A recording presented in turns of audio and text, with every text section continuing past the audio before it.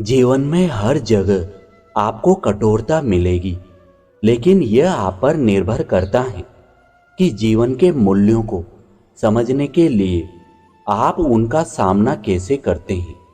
जीवन के हर निर्णय को यह समझकर लेना चाहिए कि कहीं यह निर्णय किसी दूसरे को तो नुकसान नहीं पहुंचा रहे हैं। देखिए, जीवन को बदलने वाला है एक अच्छा विचार। दोषारोपण एक मानसिक बीमारी है जिससे अक्सर हम चाहने पर भी बचाव नहीं कर पाते और उसके जाल में बुरी तरह उलझ जाते हैं। कांटा चुभने पर कांटे को दोष क्यों? वह तो अपनी सही जगह स्थिर था। पैर तो हमने रखा, हाथ तो हमने लगाया। वास्तव में जब हम दोष दूसरों पर मढ़ते हैं तो कई क्रियाएं एक साथ होती हैं। सबसे पहले यह कि दोष दूसरों पर मढ़ते ही स्वयं अपनी दृष्टि में दोष मुक्त हो जाते हैं और दोष दूसरे पर आ जाता है।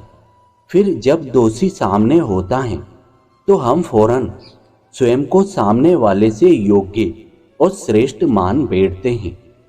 याद रखने की बात यह है कि योग्यता और श्रेष्ठता दूसरों में दोष नहीं ढूंढती, बल्कि अपने दोषों को तलाशती हैं, खुले दिल से स्वीकार करती हैं। यही स्वीकार हमें आत्म सुधार का अवसर देता है और श्रेष्ठता के द्वार स्वयं ही खुल जाते हैं।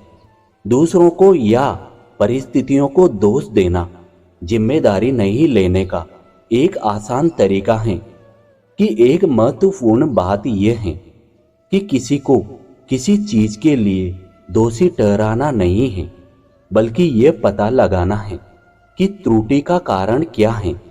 सफलता और असफलता जीवन के साथ चलती हैं।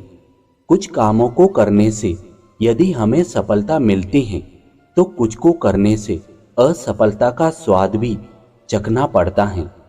लेकिन इसका मतलब यह नहीं कि हम अपनी असफलताओं का ठीकरा दूसरों के सिर पर फोड़ने लगे। ये ठीक है कि कई बार दूसरों के चलते चीजें बिगड़ती हैं, फिर भी हमारी प्राथमिकता कामों को पूरा करना और चीजों को ठीक करना है, तो हमें दोषारोपण की आदत से बचना चाहिए। जीवन में आगे बढ़ने के लिए हमें दूसरों से टकराने के बजाय अपनी मंजिल या लक्ष्य पर ध्यान देना चाहिए। हमें तो बस रास्ते में आने वाली बाधाओं को पहचानना है और क्या किया जाए, उनसे कैसे निपटा जाए, ये विचार करना है। अवरोधों के सभी चेहरे नकारात्मक नहीं होते।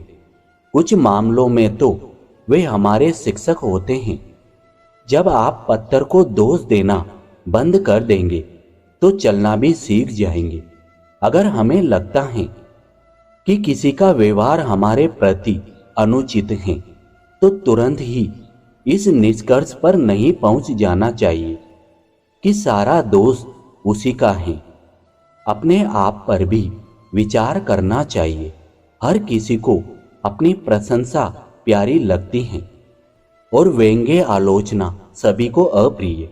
दूसरों के प्रति कोई भावना बनाने से पूर्व अपना भी दोष दर्शन करना आवश्यक है।